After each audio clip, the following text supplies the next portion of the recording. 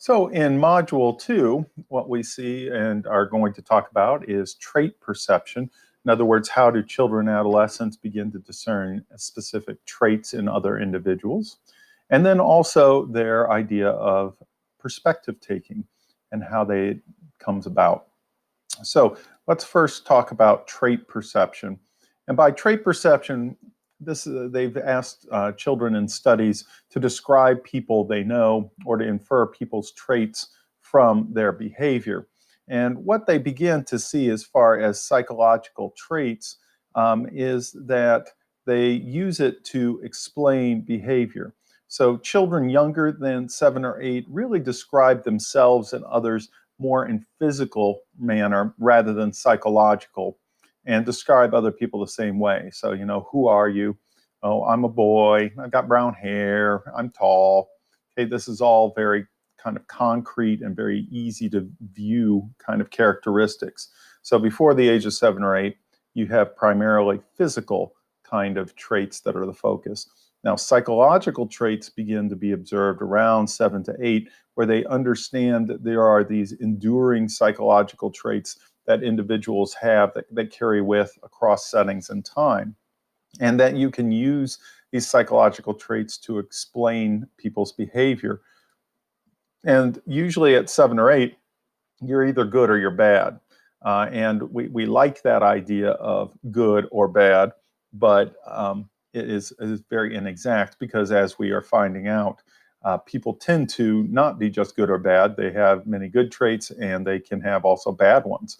So, an example, a child trips another child and the third child observes and you say, well, what is it about that child? Oh, that's a bad boy.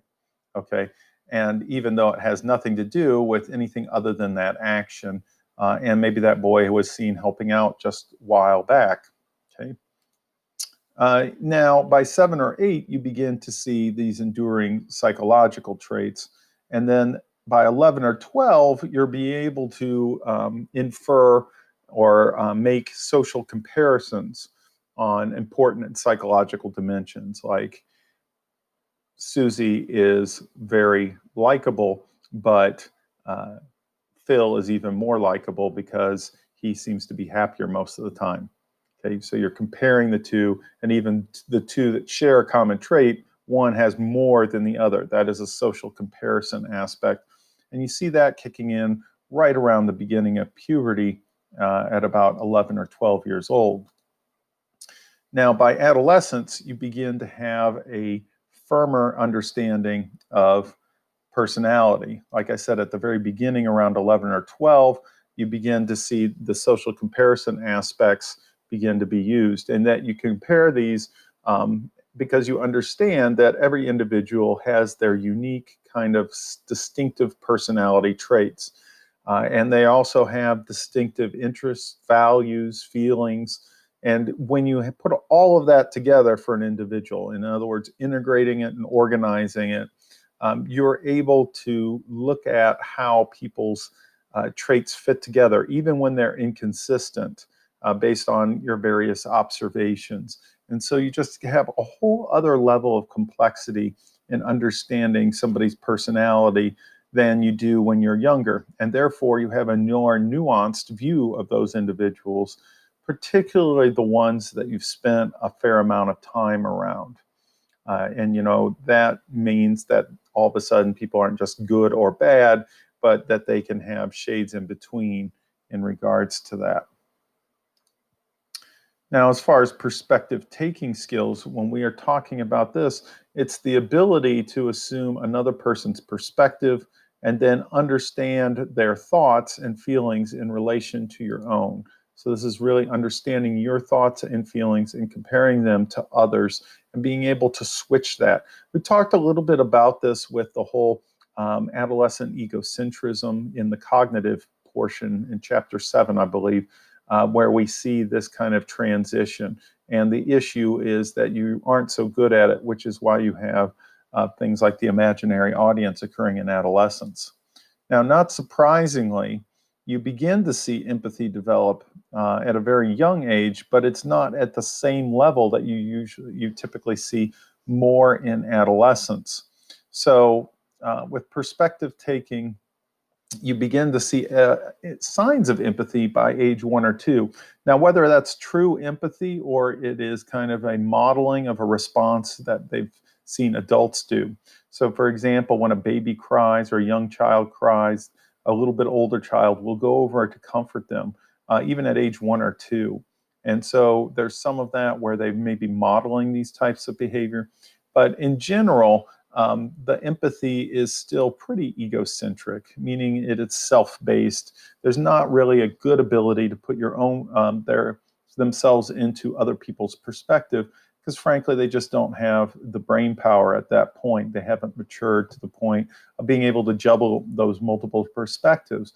And this is something we talked about the whole decentration and the idea of the theory of conservation that Piaget put forth, the idea of kind of juggling different perspectives. And you wouldn't expect 3 to 6 year olds to be able to master that because they haven't mastered those concrete operations yet.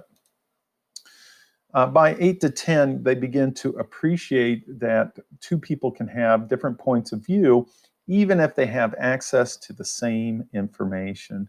So this goes into kind of the eyewitness testimony sort of stuff, where if I had two of you and you viewed the same video and then I asked for your perspectives on it, I may get two very different reports, even though you saw the same thing.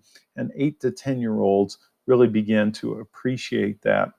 And then by 12, you begin to see not only the ability to understand and appreciate that I have a perspective and you have a different one, but that I have a perspective and you have a different one and you have a different one, and overall the group has one.